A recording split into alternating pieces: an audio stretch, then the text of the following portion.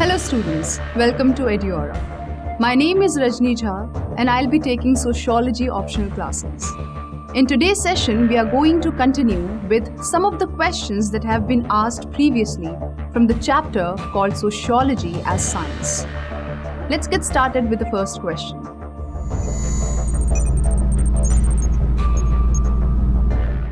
How is objectivity different from value neutrality? Discuss with reference to Weber's views on methodology. So here, the first part of the question is the difference between objectivity and value neutrality. And the second part is we have to talk about all of this, keeping in mind Weber's ideas. So let's get started with the introduction. Weber argued that the method of science, whether its subject matter be things or men, always proceeds by abstraction and generalization. Against the positivists, he took the stand that man, in contrast to things, could be understood not only in external manifestations, that is, in his behavior, but also in the underlying motivations. Weber emphasized that value-bound problem choices of the investigator and the value-neutral methods of the social research. The choice of problems is always value-relevant. There is no absolutely objective scientific analysis of culture or of social phenomena independent of special and one-sided viewpoints according to which expressly or tacitly, consciously or unconsciously, they are selected, analyzed, and organized for expository purposes. What is considered worthy to be known depends upon the perspective of the inquiring scholar.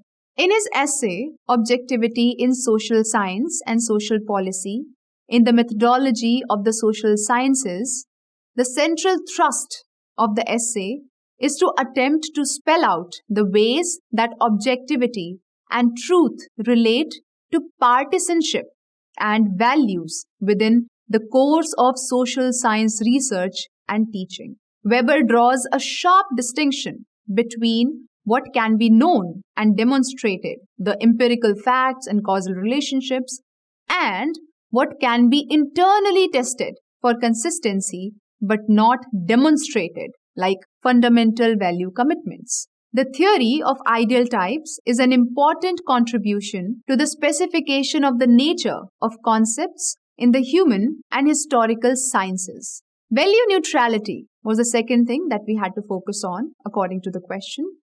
So, value neutrality refers to normative injunction that men of science should be governed by the ethos of science in their role as scientists, but emphatically not in their role as citizens.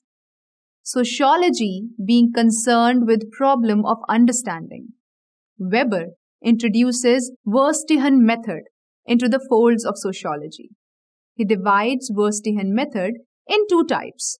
First is the direct observational Verstehen, where a researcher can look into the action of a body of people and predict the meaning behind their action and what they are going to do next. The second is indirect explanatory Verstehen, which should be used to understand historic situations. Weber is the first scholar to conceptualize that sociology is not a prescriptive discipline. Rather, it is a descriptive and interpretative discipline. A sociologist necessarily pursues a vocation. He should not be guiding either social rebellion, nor should operate as high priest of the society. Rather, the concern of sociologists is to conduct and guide research in order to study the essence of the reality in a value-neutral and rational manner.